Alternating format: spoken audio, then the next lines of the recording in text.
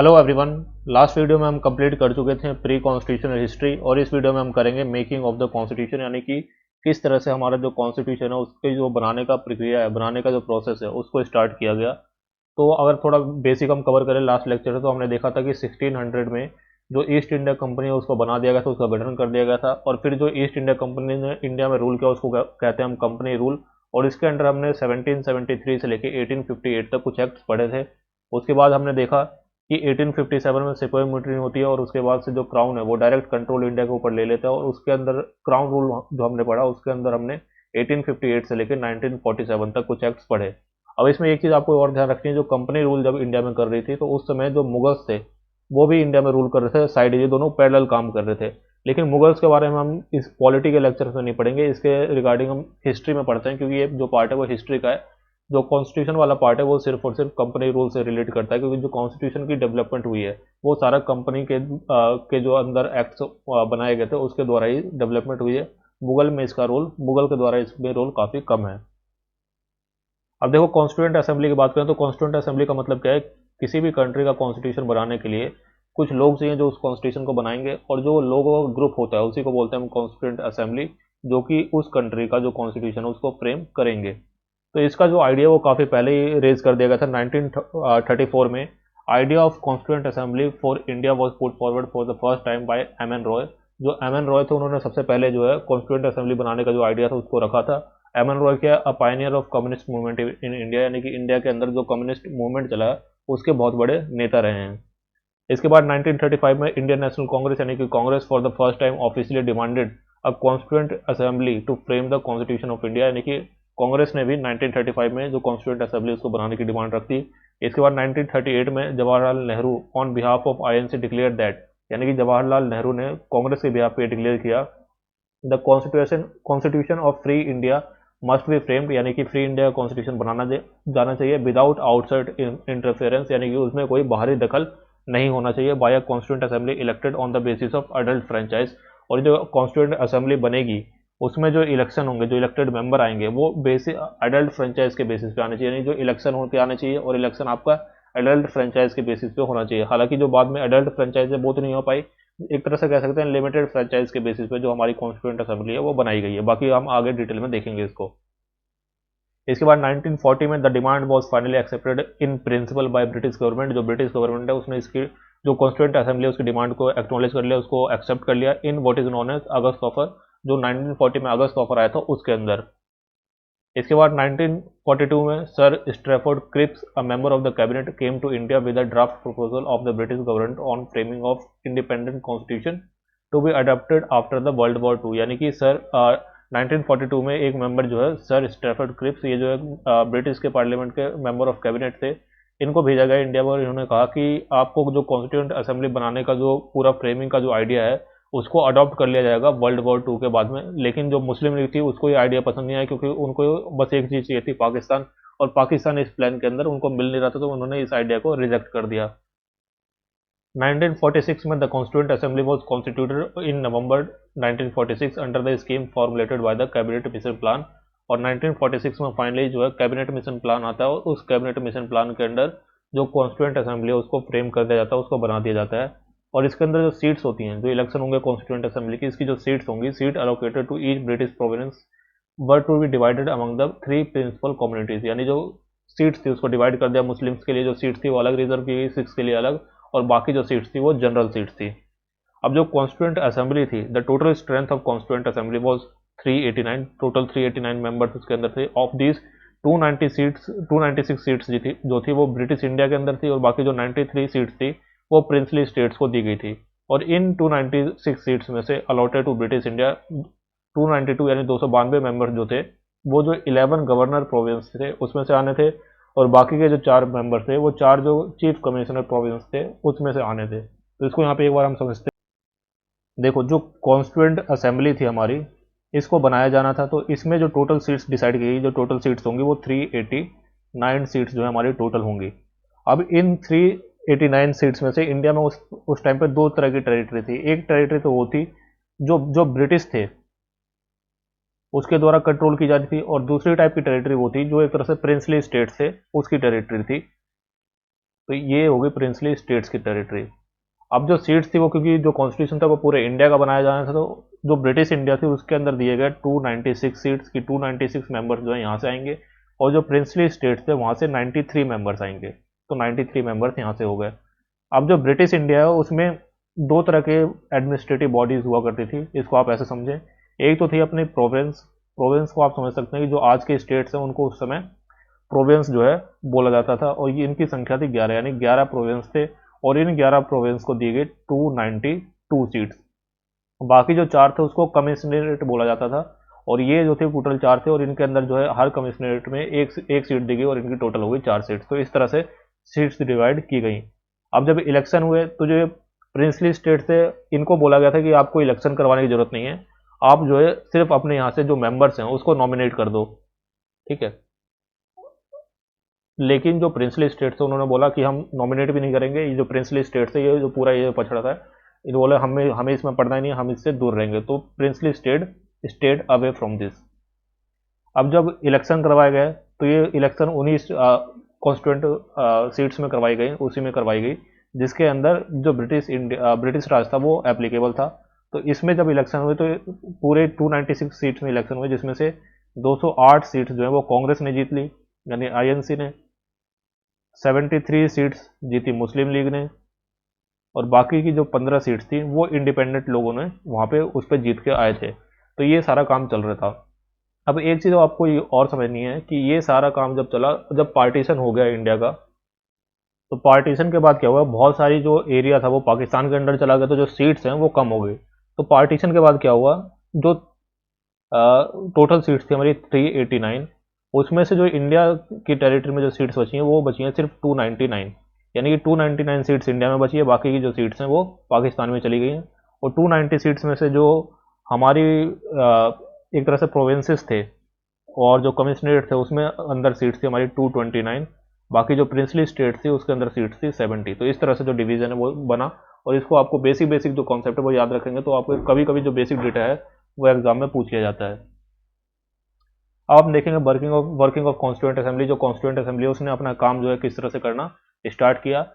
तो जब constituent assembly बन गई है, इलेक्शन हुए। अब एक दो तीन चीज़ें आपको इलेक्शन के बारे में ध्यान रखने की। इस इलेक्शन में क्या हुआ था कि एक सीट पे कैसे डिसाइड किया जाए कि एक सीट जो है कितनी होगी, तो डिसाइड किया गया कि 1 मिलियन पॉपुलेशन के लिए हम एक सीट देंगे, यानी कि 1 मिलियन पॉपुलेशन होगी उसको हम एक सीट डिवाइड करके दे देंगे। इसके अलावा जो इलेक्शन हुए थे वो इलेक्शन कैसे हुए थे, आपने लास्ट लेक्चर में मैंने आपको बताया था कि जो अलग अलग प्रोविंसेस थे उसके अंदर प्रोविंसेस की अपनी असेंबली होती थी, और उसके अंदर इनडायरेक्ट इलेक्शंस जो है वो एक तरह से होते थे, लिमिटेड फ्रेंचाइज वाले इलेक्शन होते थे। तो जो स्टेट की अपनी जो असेंबली थी, उन असेंबली के जो मेंबर थे उन्होंने अपनी असेंबली से या कहीं बाहर से भी कुछ मेंबर्स को चुना जो कि कॉन्स्टिट्यूएंट असेंबली में जाएंगे। और ये जो एक तरह से बोल सकते हैं ये लिमिटेड फ्रेंचाइज थी, यहाँ पे जो एडल्ट फ्रेंचाइज थी वो यहाँ पे एप्लीकेबल नहीं थी। और जो यहाँ पे वोट सिस्टम चलता था वो था प्रोपोर्शनल रिप्रेजेंटेशन का, जिसको बोलते हैं हम सिंगल ट्रांसफरेबल वोट सिस्टम, यानी कि एक व्यक्ति का जो वोट है वो सिंगल रहेगा, ठीक है। तो ये जो बेसिक बेसिक फैक्ट्स है वो आपको ध्यान में रखने हैं। अब वर्किंग की बात करें, जो कॉन्स्टिट्यूएंट असेंबली बन गई। कॉन्स्टिट्यूएंट असेंबली बनने के बाद जो इनकी मीटिंग होती है, तो फर्स्ट मीटिंग होती है इनकी 9 दिसंबर 1946 को। यहाँ पे the constituent assembly held it's first meeting, Muslim league boycotted. अब मुस्लिम लीग ने इसको आगे बॉयकॉट कर दिया, क्योंकि मुस्लिम लीग को चाहिए था पाकिस्तान, और जब तक उनको पाकिस्तान मिलेगा नहीं वो मानेंगे नहीं। अटेंडेड बाय ओनली 211 मेंबर्स, यानी कि टोटल जो 389 मेंबर्स होने थे उनमें से जो 93 थे तो प्रिंसली स्टेट के होने थे, उनमें से जो 93 थे उन्होंने मनाही कर दिया कि प्रिंसली स्टेट जो है इसमें पार्टिसिपेट नहीं करेंगे। तो बाकी जो बचे हुए मेंबर थे उनमें से भी सिर्फ 211 मेंबर जो है उन्होंने ये अटेंड किया। और 211 मेंबर कहाँ से आए हैं, ये 211 में से 208 मेंबर तो वो हैं जो कांग्रेस के जीते हुए हैं, और इसके अलावा 3 मेंबर जो है वो इंडिपेंडेंट जीते थे वो हैं। बाकी मुस्लिम लीग ने भी इसको बॉयकॉट कर दिया था। अब यहाँ पे होता क्या है कि इसमें कुछ चीज़ें यहाँ पे की जाती है। सबसे पहला काम ये करते हैं कि कॉन्स्टिट्यूएंट असेंबली की मीटिंग होनी, तो मीटिंग करने के लिए कोई प्रेसिडेंट भी चाहिए। तो फ्रांस में एक परंपरा थी कि जब भी फर्स्ट मीटिंग होगी तो उसके अंदर जो प्रेसिडेंट बनेगा ये कैसे डिसाइड होगा, तो जो सबसे एल्डेस्ट मेंबर होगा, जो सबसे उम्र में सबसे बड़ा मेंबर होगा, उसको हम टेम्परेरी प्रेसिडेंट बना देते थे फ्रांस के अंदर। तो इंडिया के अंदर भी वही परंपरा अपनाई गई, और डॉक्टर सचिदानंद सिन्हा को इलेक्ट कर लिया गया टेम्परेरी प्रेसिडेंट के रूप में, क्योंकि ये जो है सबसे एल्डेस्ट मेंबर थे पूरी कॉन्स्टिट्यूएंट असेंबली में। तो फ्रेंच जो ट्रेडिशन था उसको यहाँ पे फॉलो किया गया। इसके बाद अब ये जो टेम्परेरी प्रेसिडेंट बनते हैं, इनका सिर्फ एक ही काम होता है कि जो परमानेंट प्रेसिडेंट है उसको इलेक्ट करना है जल्दी से जल्दी। तो जैसे ये टेम्परेरी प्रेसिडेंट बने, इन्होंने इलेक्शन का प्रोसेस स्टार्ट किया और डॉक्टर राजेंद्र प्रसाद जो है, जो कि हमारे कंट्री के फर्स्ट प्रेसिडेंट भी थे, उनको इलेक्ट किया गया, was elected as the president of assembly. Similarly जो राजेंद्र प्रसाद थे उनको प्रेसिडेंट के रूप में इलेक्ट किया गया, और एच.सी. मुखर्जी और वी.टी. कृष्णमाचारी को इलेक्ट किया गया एज अ वाइस प्रेसिडेंट। यानी कि जो हमारी कॉन्स्टिट्यूंट असेंबली थी उसमें एक प्रेसिडेंट थे और दो वाइस प्रेसिडेंट थे। इनके नाम आपको याद रखने हैं। अब फर्स्ट मीटिंग हो गई। फर्स्ट मीटिंग में जनरली जो है 4-5 दिन तक काम हुआ, यही सारे काम जो हुए। उसके बाद जब सेकंड मीटिंग होती है, तो सेकंड मीटिंग होती है 13 दिसंबर 1946 को, और इस दिन Jawaharlal Nehru move the historic objective resolution in the assembly. It laid down the fundamentals and philosophy of the constitute structure. यानी कि जो 13 दिसंबर को हिस्टोरिक एक मीटिंग होती है, और ये जो ऑब्जेक्टिव रेजोल्यूशन है इसी को बाद में 22 जनवरी 1947 को 1947 को अडॉप्ट कर लिया गया by the assembly as a preamble. यानी कि जो आज का हम अपने कॉन्स्टिट्यूशन में प्रेम्बल देखते हैं, वो बेसिकली जो ऑब्जेक्टिव रेजोल्यूशन है उसी का मॉडिफाइड एक वर्जन है। तो ये आपको ध्यान में रखना है। इसके बाद ये आप देख सकते हैं, ये ऑब्जेक्टिव रेजोल्यूशन है, इसके अंदर जो मेन पॉइंट्स है वो प्रेम्बल जैसे आपको देखने को मिलेंगे। आप चाहें तो इसको पॉज करके रीड कर सकते हैं। इसके बाद जून 3 1947 को जो माउंट बैटन प्लान है वो आ जाता है, और माउंट बैटन प्लान में ये बोल दिया जाता है कि जो पार्टीशन हो कंट्री का वो किया जाएगा, और इंडिया और पाकिस्तान दो डोमिनियन स्टेट जो है बनाए जाएंगे। और कांग्रेस और मुस्लिम लीग दोनों को ये जो प्रोपोजल था वो उन्होंने एक्सेप्ट कर लिया, और उसके बाद जो है पार्टीशन के लिए जो प्रोसीजर था वो आगे बढ़ाया गया। ये जो एक्ट था फिर वो इंडिपेंडेंस एक्ट पास किया गया, और इंडिया को इंडिपेंडेंस दे दी गई 15 अगस्त 1947 को। अब जैसे इंडिपेंडेंट मिली, इंडिया ने कुछ इंपॉर्टेंट काम है वो यहाँ पे किए। पहला काम इन्होंने किया, the assembly was made fully sovereign body. जो असेंबली थी उसको बना देगा फुल्ली सॉवरन बॉडी। यानी कि जो कॉन्स्टिट्यूंट असेंबली है वो खुद डिसाइड करेगी क्या कॉन्स्टिट्यूशन में लिखना है, क्या कॉन्स्टिट्यूशन में नहीं लिखना। वो किसी और से परमिशन नहीं लेगी। जो कॉन्स्टिट्यूएंट असेंबली है वो सॉवरन बॉडी होगी, वो सारे काम खुद करेगी। The assembly also become a legislative body. The assembly became the first parliament of free India. यानी कि उस समय क्योंकि कोई फ्री इलेक्शन हुए नहीं थे तो पार्लियामेंट कोई बनी नहीं थी, तो जो असेंबली थी, जो कॉन्स्टिट्यूंट असेंबली थी, वही कॉन्स्टिट्यूंट असेंबली का भी काम करेगी और वही पार्लियामेंट ऑफ इंडिया का भी काम करेगी। तो डोमिनियन लेजिस्लेचर जो है वो भी जो कॉन्स्टिट्यूंट असेंबली है उसका काम करेगी। When the assembly met as the constituent body it chaired by the doctor Rajendra Prasad. यानी जब वही सेम लोग जो है कॉन्स्टिट्यूंट असेंबली के रूप में मिलेंगे तो उनके जो चेयरमैन होंगे वो होंगे डॉक्टर राजेंद्र प्रसाद। लेकिन जब वो लेजिस्लेटिव बॉडी के रूप में मिलेगी then it chaired by the G V. Mavalankar. और इनको आप बोल सकते हैं कि एक तरह से उस समय जो स्पीकर का काम है, जो लोकसभा स्पीकर का काम है, वो यहाँ पे कर रहे थे। These two function continue till the नवंबर 26 1949। और ये दो फंक्शन जो है वो नवंबर 26 1949 तक चलते रहे। और क्योंकि नवंबर 26 1949 को हमारा जो कॉन्स्टिट्यूशन है उसको इनेक्ट कर दिया गया, तो इसलिए इस दिन जो है जो कॉन्स्टिट्यूंट असेंबली वाला काम था वो खत्म हो गया, और जो सिर्फ लेजिस्लेचर वाला काम था वो आगे तक चलता रहा। और वो खत्म होता है 1952 में, जब फर्स्ट इलेक्शन होते हैं, और इलेक्शन के बाद जब नई पार्लियामेंट आती है तब जाके ये जो लेजिस्लेचर बॉडी है, जो कॉन्स्टिट्यूंट असेंबली जिसका काम कर रही थी, उसका काम जो है यहाँ पे एंड होता है। अब in addition to the making of constitution the constituent assembly also perform the following function. यानी कॉन्स्टिट्यूशन बनाने के अलावा इन्होंने कुछ और काम किए, और ये मेन 5 काम है जो आपको याद रखने हैं। It ratified the India's membership of Commonwealth in May 1949। यानी कि इन्होंने इस बात पर मोहर लगा दी कि जो इंडिया है वो कॉमनवेल्थ का पार्ट रहेगा। It adopted a national flag on July 22 1947। यानी कि 22 जुलाई को इंडिया ने एक्सेप्ट कर लिया कॉन्स्टिट्यूंट असेंबली ने नेशनल फ्लैग को, जो ट्राई कलर वाला हमारा नेशनल फ्लैग है उसको। इसके अलावा जो लास्ट मीटिंग हुई थी कॉन्स्टिट्यूंट असेंबली की, जो कि 24 जनवरी 1950 को हुई थी, इसके अंदर 3 काम किए गए। पहला काम किया गया, जो नेशनल एंथम है इसको अडॉप्ट किया गया, जो नेशनल सॉन्ग है इसको अडॉप्ट किया गया, और जो हमारे इंडिया का फर्स्ट प्रेसिडेंट है डॉक्टर राजेंद्र प्रसाद, इनको इलेक्ट किया गया as a first president of India, और ये भी हुआ 24 जनवरी 1950 को ही। इसके अलावा जो कॉन्स्टिट्यूशन हमारा बन गया, the constituent assembly had 11 session लगे उनको, और over 2 year 11 month and 18 days, 2 साल 11 महीने और 18 दिन लगे कॉन्स्टिट्यूशन को बनाने के लिए। अब देखो कॉन्स्टिट्यूशन को बनाने के लिए कुछ इंपॉर्टेंट कमिटीज़ हैं जिनका नाम आपको याद रखना है। इसमें से जो एक कमेटी है हमारी, जो एक तरह से कह सकते हैं ड्राफ्टिंग कमेटी, इसके बारे में हम थोड़ा डिटेल पढ़ेंगे। बाकी की आपके जो कमेटी का नाम और उसके प्रेसिडेंट क्या था, इतना आप याद रख लेंगे तो काफ़ी होगा।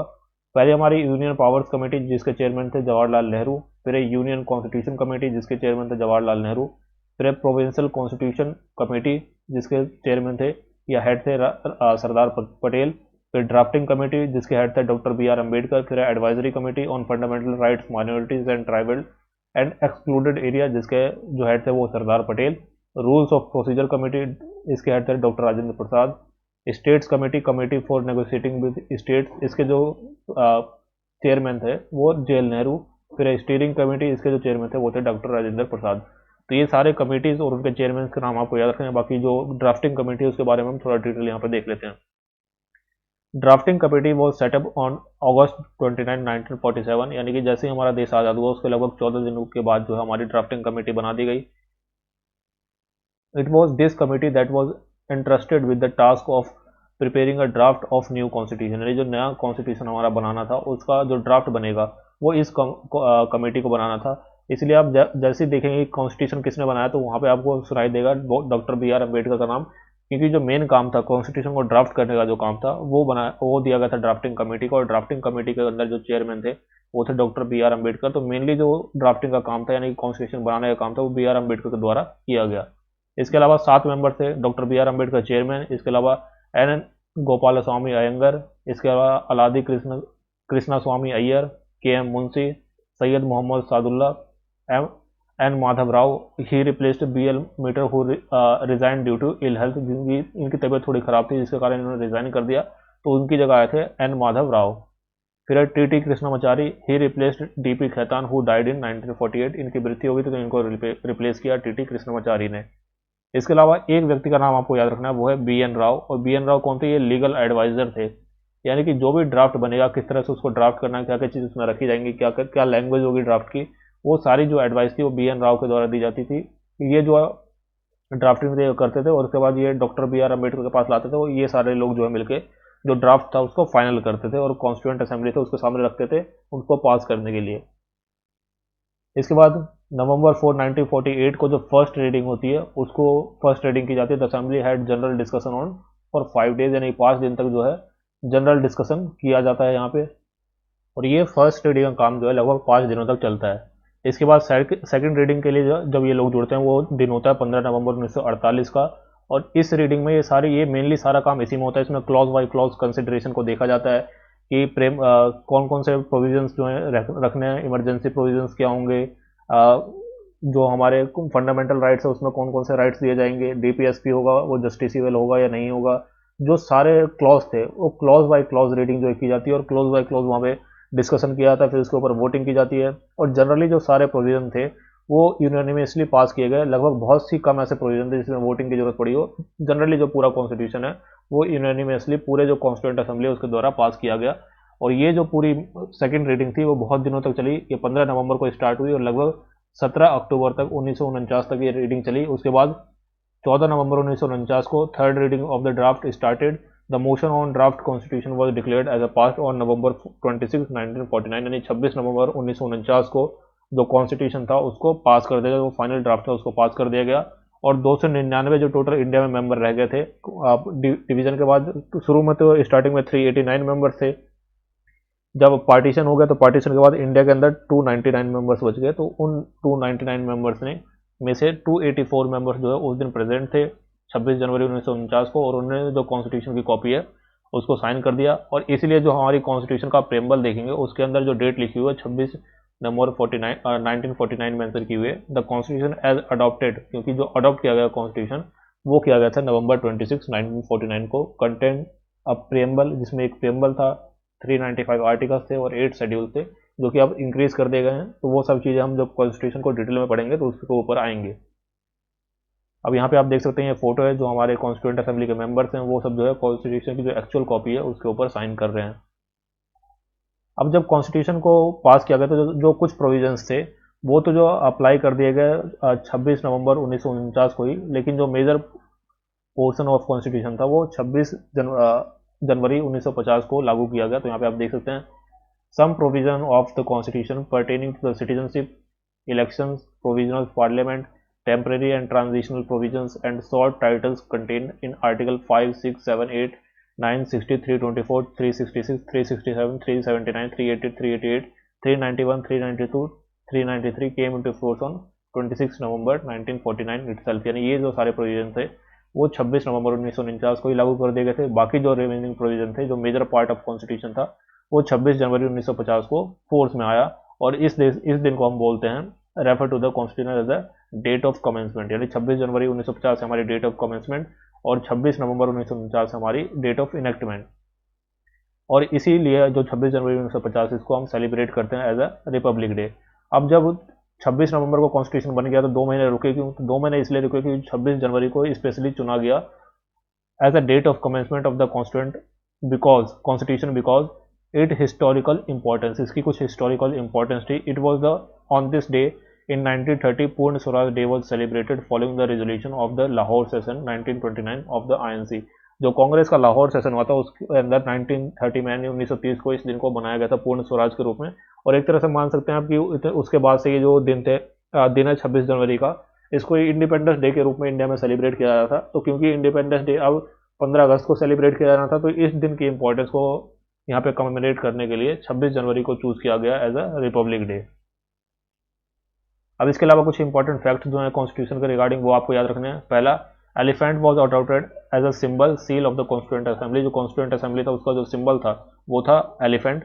इसके अलावा सर BN राव जो मैंने आपको बताया was appointed as a constitutional adviser या legal adviser to the constituent assembly. HVR Iengar was the secretary of constituent assembly, इनको सेक्रेटरी बनाया गया। SN Mukherjee was the chief draftman of constitution in the constituent assembly. SN Mukherjee जो थे वो chief draughtsman थे जो पूरे कॉन्स्टिट्यूशन को ड्राफ्ट कर रहे थे। Prem Behari Narain Raizada was the calligrapher of the Indian constitution. The original constitution was hand written by him in a flowing italic style, यानी जो प्रेम बिहारी नारायण रायजादा था इन्होंने अपनी हैंड राइटिंग में इसको कैलीग्राफ किया और इसको जो स्टाइल है इसका वो है फ्लोइंग इटैलिक स्टाइल। इसके अलावा the original version of beautified and decorated artist, जो ओरिजिनल वर्जन ऑफ कॉन्स्टिट्यूशन है वो सजाया गया या डेकोरेटेड किया गया from the artist of Shanti Niketan including Nandlal Bose and दौर राम मनोहर सिन्हा, इनके द्वारा जो है इसको सजाया गया, डेकोरेट किया गया। Bihar Ram Manohar Sinha illuminated, beautified and ornamented the original framework calligraphed by the Prem Behari Narain Raizada. The calligraphy और Hindi version of original constitution was done by Vasant Krishna Vaidya and illuminated by Nandlal Bose, यानी कि जो पूरा हिंदी वाला वर्जन था वो वसंत कृष्ण वैद्य और जो डेकोरेशन था वो किया गया नंदलाल बोस के द्वारा। तो ये सारे आपके मेन पूरा प्रोसेस था मेकिंग ऑफ द कॉन्स्टिट्यूशन का। अब इसके आपको नोट्स किस तरह से बनाने हैं, जो पहले मैंने आपको बताया कि जो आपका कॉर्नल मेथड है उसी को आपको यूज़ करना है। एक सीट ले लेनी है आपको, ऊपर आपको टॉपिक का नाम लिखना है, नीचे आपको स्पेस छोड़ देना है कुछ एक्स्ट्रा चीज़ ऐड करने के लिए, समरी लिखने के लिए। साइड्स में आपको सब टॉपिक्स लिखनी है। अब सब टॉपिक से जैसे मान लीजिए जो लास्ट टॉपिक हमने पढ़ा इंपॉर्टेंट फैक्ट का, तो इंपॉर्टेंट फैक्ट का आपने सब टॉपिक बना लिया। इसमें मान लीजिए आपके जो भी 6-7 पॉइंट थे, जैसे जो एलिफेंट था हमारा वो सिंबल था। इसके अलावा BN राव जो थे वो एडवाइज़र थे, वो लिख लिया आपने। फिर HVR अयंगर जो थे वो एक तरह से सेक्रेटरी थे। SN मुखर्जी जो है हमारे वो चीफ ड्राफ्टमैन थे। इसके अलावा प्रेम बिहारी नारायण रायजादा थे वो कैलीग्राफर थे। इसके अलावा शांति निकेतन के नंदलाल बोस ने जो इसको एक तरह से ब्यूटिफाई किया था। फिर जो हिंदी वाला वर्जन था उसको लिखा था वसंत कृष्ण वैद्य ने। तो ये सारे जो फैक्ट्स है वो आपको यहाँ पे लिख लेने हैं और फिर जब इसको आप याद करेंगे तो सिर्फ आपको ये सब टॉपिक पढ़ना और जो इनके फैक्ट्स थे वो आपको मन में रिकॉल करने हैं। आप देखेंगे कुछ फैक्ट्स आप रिकॉल कर पाएंगे, कुछ रिकॉल नहीं कर पाएंगे। जो रिकॉल नहीं कर पाएंगे उसको आप हाईलाइट करेंगे और उसको बार बार रिवाइज करेंगे। तो ये जो सारी चीज़ें जितने भी फैक्ट्स है आप उसमें फ्लुएंट हो पाएंगे, आप सिर्फ उससे फेमिलियर नहीं रहेंगे, उसमें फ्लुएंट हो जाएंगे और उसको आप लंबे समय तक याद रख पाएंगे। जब एग्जाम में क्वेश्चन आएगा तो उसको आप अपने माइंड से आसानी से रिट्रीव कर पाएंगे और एक्यूरेसी के साथ 100% एक्यूरेसी के साथ आंसर कर पाएंगे। तो ये हमारा मेकिंग ऑफ कॉन्स्टिट्यूशन यहाँ पे एंड हो गया। अगले पार्ट से हम जो एक्चुअल कॉन्स्टिट्यूशन है उससे स्टार्ट करेंगे प्रीएम्बल से। तो मिलते हैं नेक्स्ट वीडियो में। For the time being that's the end of the video. Thank you.